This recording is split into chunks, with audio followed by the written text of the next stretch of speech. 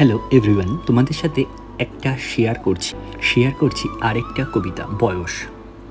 কবিতাটি ভালো লাগলে অবশ্যই কিন্তু লাইক করবেন, কমেন্টস করবেন এবং শেয়ার করবেন সবার মধ্যে। ঠিক আছে, বলছি।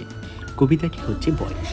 শখের যৌবন হারিয়ে গেল, বয়স বাড়ার সাথে নুয়ে নুয়ে হাঁটি এখন লাঠি নিয়ে হাতে।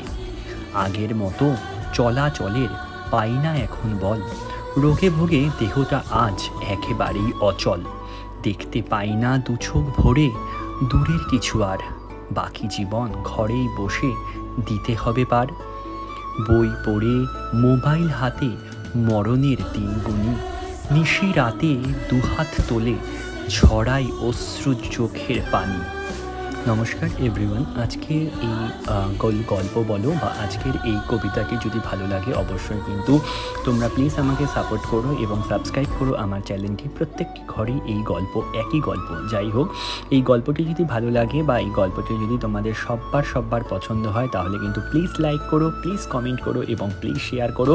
এবং আমার দুটো ইউটিউব চ্যানেলেই আসছে আরও অনেক গল্প, আরও অনেক কবিতা এবং আরও অনেক আঁকা সংক্রান্ত আরও কিছু। বাই।